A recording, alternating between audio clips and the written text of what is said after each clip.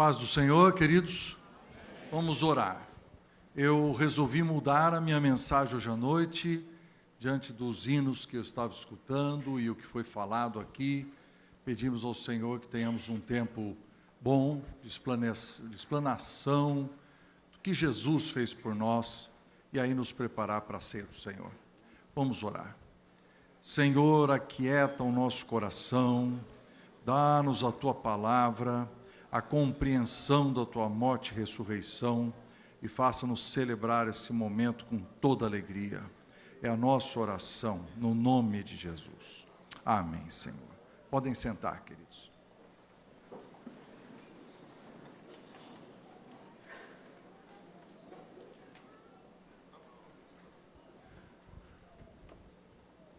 Quero agradecer ao convite que me foi dado. Eu achei uma experiência ótima conversar com empreendedores e empresários nos últimos 2 dias. Hoje à noite eu deveria dar sequência à minha mensagem nessa área de empreendedorismo, mas quando nós cantamos Rude Cruz, eu achei que eu devia mudar.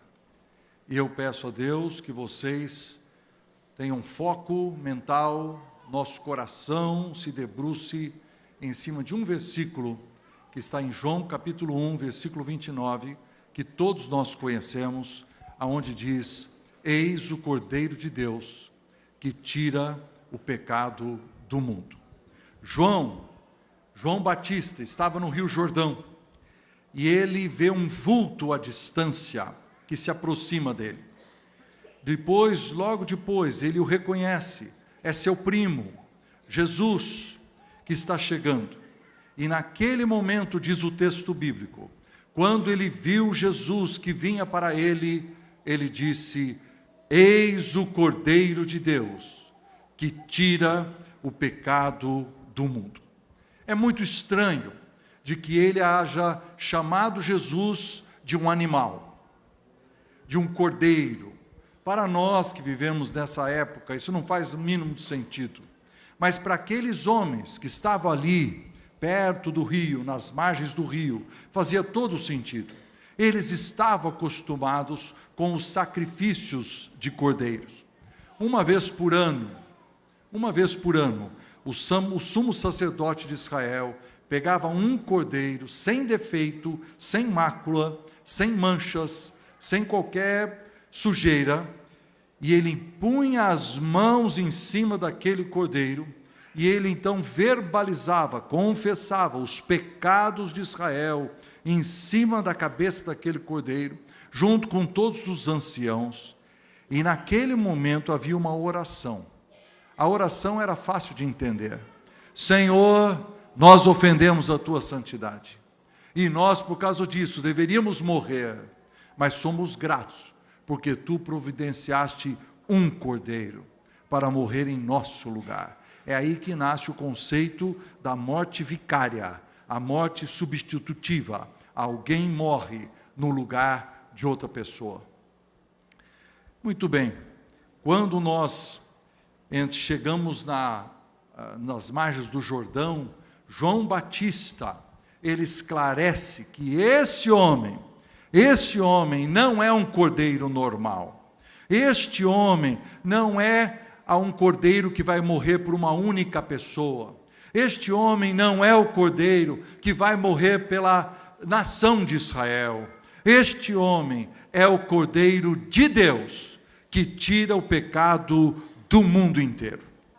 Jesus era totalmente diferente, queridos. Jesus era totalmente humano.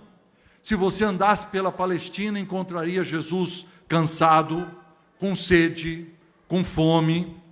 Ele falava como homem, comia como homem, dormia debaixo da ponte, descansava debaixo da figueira. Ele era totalmente humano, mas diferente dos outros homens, ele não cometeu nenhum pecado. Certa vez ele virou para os fariseus e disse: quem de vocês me convence de pecado? E eles se calaram.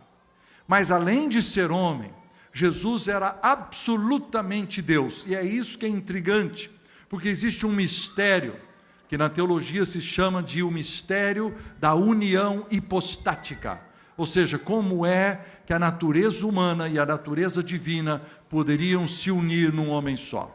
É incompreensível. Mas pensa como Jesus era diferente. A sua inteligência, a sua rapidez em dar aquelas respostas para aqueles que o afrontavam, as suas parábolas perfeitas e os ensinamentos claros. Jesus, claro, seus milagres. Diz em Mateus 4 que ele curava as pessoas de vários tormentos, endemoniados, lunáticos e paralíticos. Mateus capítulo 8 vai dizer que meramente com a palavra, só falando, sem fazer nenhum gesto, apenas usando a palavra, ele expelia espíritos e curava os que estavam doentes. Mateus 14 diz que em uma determinada ocasião tinha tanta gente, mas tanta gente em volta de Jesus, que eles sabiam que Jesus não teria tempo de curar a todos, eles pediram a Jesus a possibilidade deles se esticarem e encostarem nas suas vestes enquanto ele passava. E Jesus permitiu. E enquanto Jesus atravessava a multidão, todos que podiam tocá-lo foram sendo curados. Jesus Cristo ressuscitou Lázaro. Alguns dias antes dele mesmo morrer, já estava cheirando mal, na podridão da sua carne, e ele ressuscitou. Vocês entendem, né, queridos? É diferente de hoje, não é? Hoje nós temos uma igreja, nós adoramos a Jesus, nós acreditamos em curas, nós oramos pelas curas, mas, gente, quando o próprio Filho de Deus caminhava nessa terra com os seus pés, era diferente. Havia algo magnífico, fantástico, de ter o próprio Filho de Deus neste mundo, nessa terra, pisando um lugar geográfico. Até pessoas que não são cristãs são fascinadas quando estudam sobre Jesus. Jesus, certa vez quiseram fazer dele o rei, mas ele se esquivou. Tanto é que eles o admiravam, queriam que ele fosse rei, se esquivou porque ele tinha uma missão: ser o Cordeiro de Deus, que tira o pecado do mundo. Finalmente, esse dia chegou. Numa determinada Páscoa dos judeus, você entende, né? Páscoa não é uma celebração cristã. Páscoa é uma celebração dos judeus. Naquele dia, quando o anjo da morte cairia sobre o Egito, Deus instruiu que aquele que passasse o sangue do cordeiro na porta, o anjo da morte, então, passaria por cima. Esse é o significado da palavra Páscoa.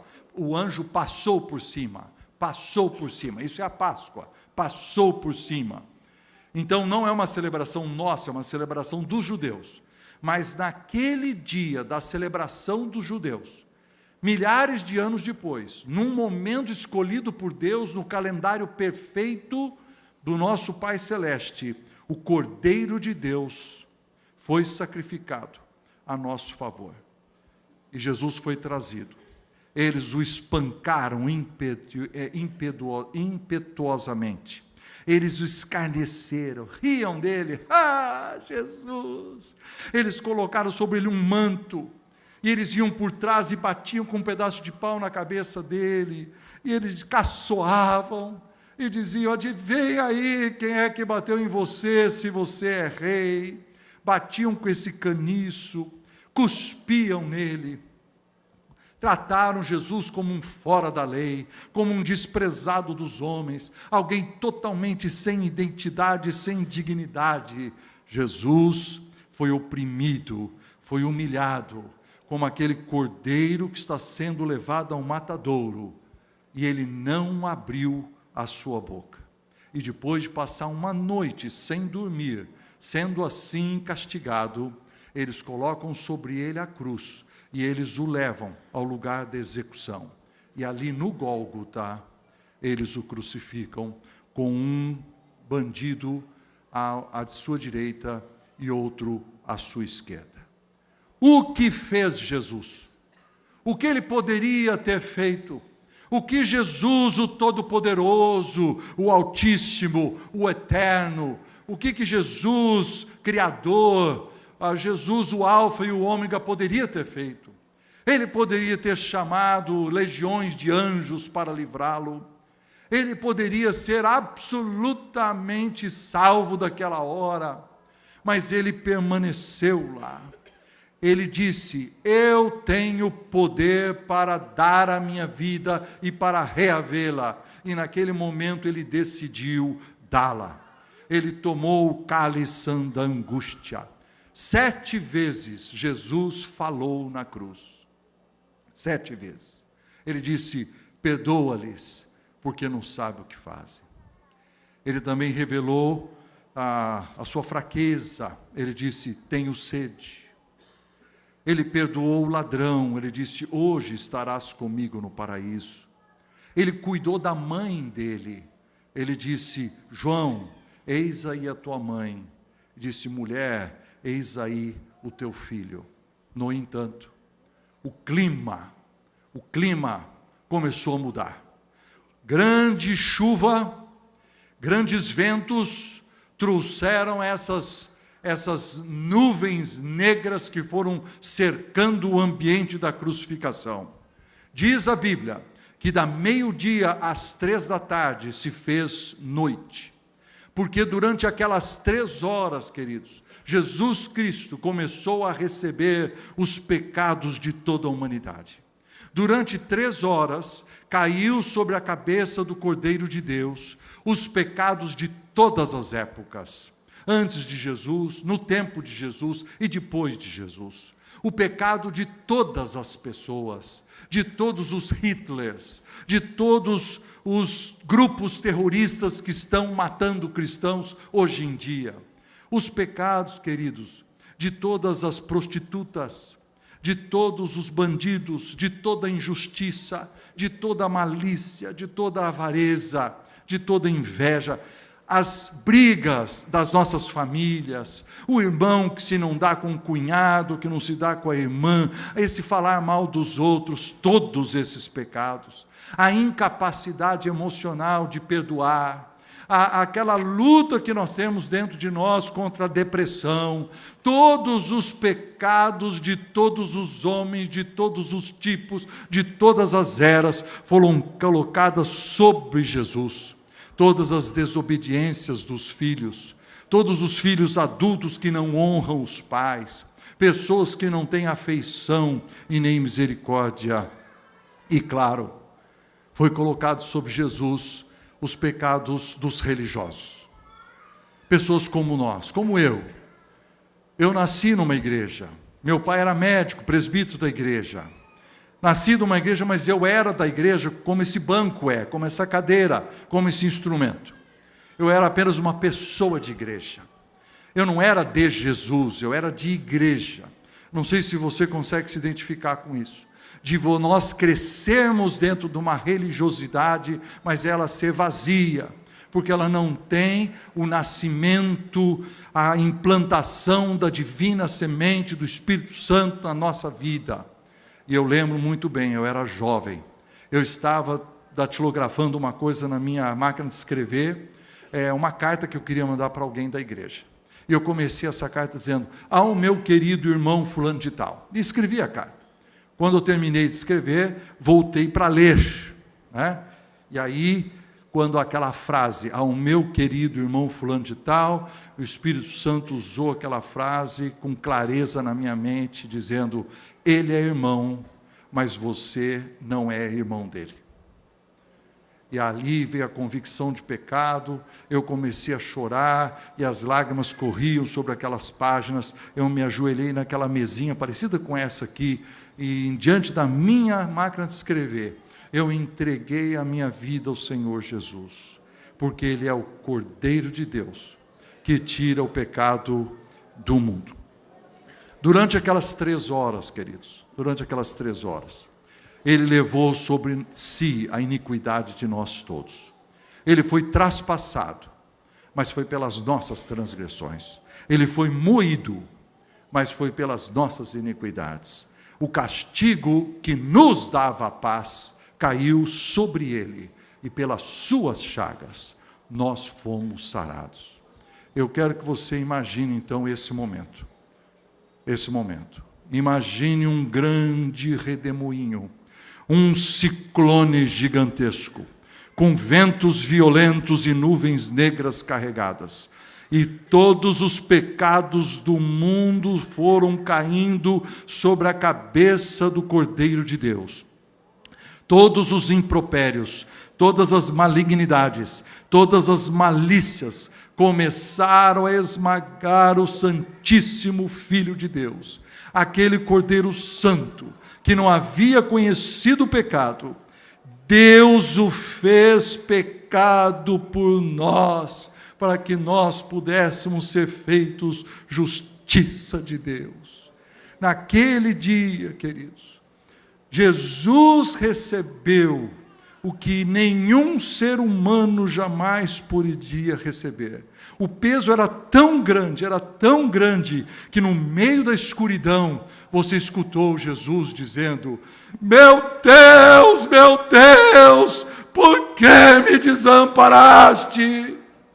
A solidão do Cristo, a solidão de Jesus, naquele momento de receber os pecados, e como para colocar a sua impressão digital, uma garantia da completude daquilo que ele estava fazendo a nosso favor.